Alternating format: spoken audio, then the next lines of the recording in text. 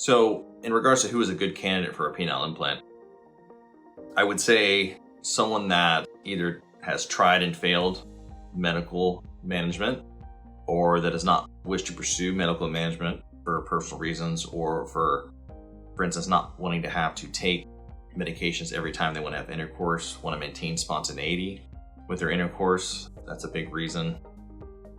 Another example of this is certain patients with diabetes, for instance, don't typically respond to medications as well. I typically see a lot of those patients in my office for penile implants. Certain other medical treatments, spinal cord injury, etc. Those patients are good candidates. I would say everyone can be a candidate for a penile implant as long as we understand the appropriate risks and consequences of undergoing that. So fortunately, most insurance companies do cover penile implants. Medicare, for instance, does cover this, as well as several other major insurance companies as well. So we are fortunate that that is not a major issue, and you can find out the exact cost of it by calling your insurance, but most insurance companies do cover this procedure.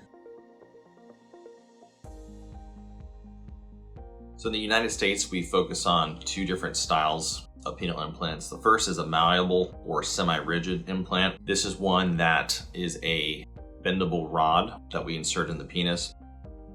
It has more of an erect feel 100% of the time. The direction of the penis can be changed. However, the stiffness is something that is maintained throughout the day. Additionally, there are inflatable penile prostheses. These are a little more complex mechanically, but they tend to mimic the natural erections or tumescence of the penis. You're also able to deflate them as well to mimic not having erection or detumescence as well. This is the most popular, mainly because it mimics the natural cycle of erections. So again, a malleable implant is composed of material that is bendable but firm. It is a simpler device in terms of surgical time to place it.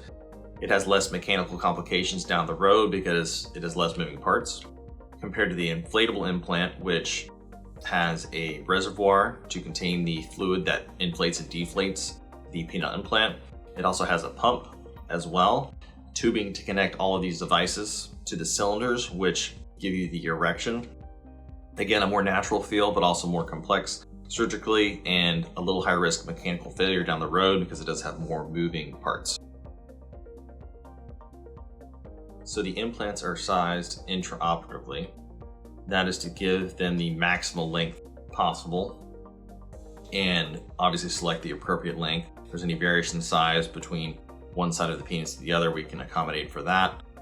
And we use typically a furlough device to kind of give us an exact measurement, and then we translate that to the actual implant itself.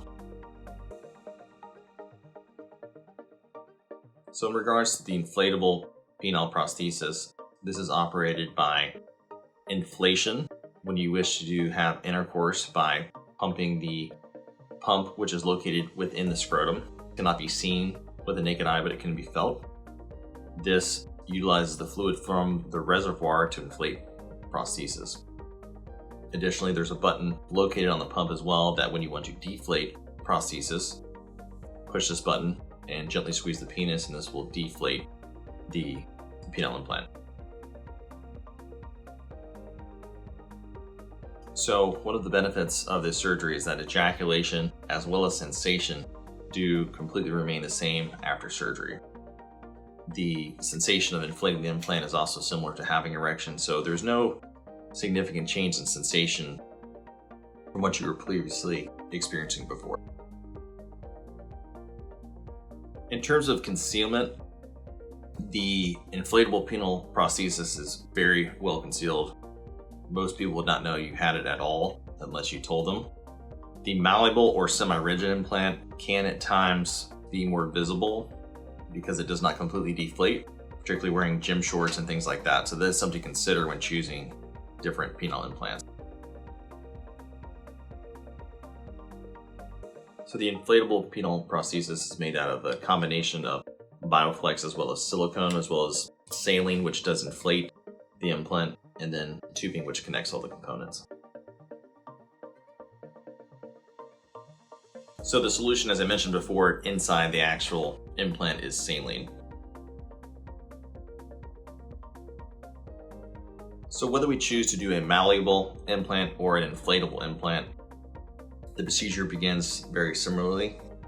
Typically, I choose a penile approach, which utilizes the midline underneath the penis and the testicles and uses that as my exposure and entry point to place the implant. Once we dissect down to the corporal bodies or the penile tissue, which controls erections where the implants are placed, we then retract and make small incisions in these corporal bodies. Then we begin dilating and subsequently sizing to choose the appropriate size implant. We also choose the side, for instance, if we're placing a reservoir, to go through the inguinal canal, which is located in the groin. The reservoir is then placed through the inguinal ring, very near to the bladder, but outside of it, of course. Then the implant itself is then placed into the penis. We test and inflate to make sure the result has good cosmetic result as well as appropriate placement. Finally, we then connect it to the pump, which is located in the scrotum. Again, we test once more to make sure all the components are working properly and that we're happy with the cosmetic result. We then close up the incision and typically place a drain if there is any concerns. In terms of recovery, I typically tell people that it is 6 weeks before they can resume normal sexual intercourse. Sometimes it does occur sooner, but I would plan on 6 weeks to make sure you're giving yourself adequate time to fully heal. The procedure itself in the first week or two can be somewhat uncomfortable. Typically for me, I leave my implants partially inflated after surgery, and this is to preserve the penile length as much as possible. This does portend a little more discomfort, but I think it is worth it in the long term in terms of preserving that penile length, which is obviously very important to a lot of people.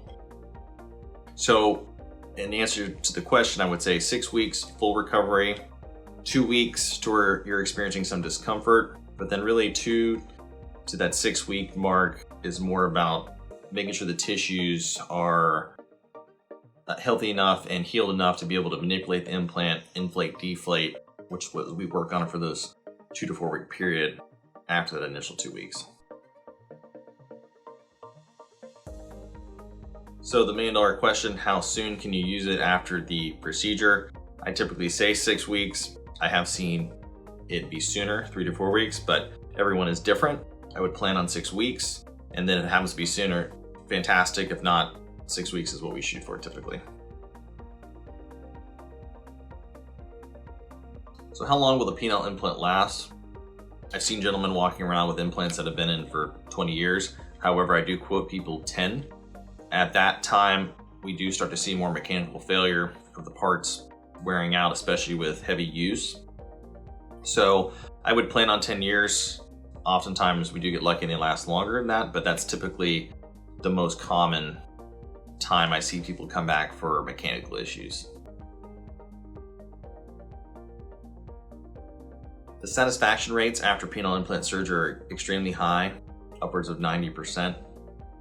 Most people who have had these done have either tried other modalities and failed, so this being a definitive surgery that fixes the problem tends to be very popular with patients.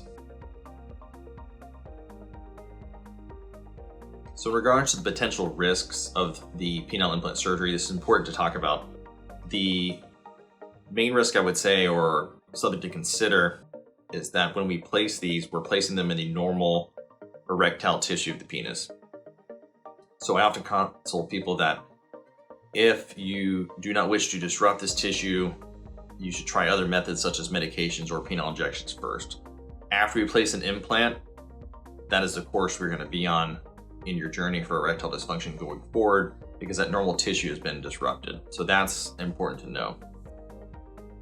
Other risks are potential infection. It is a foreign body. The risk is low, about 2 to 3%.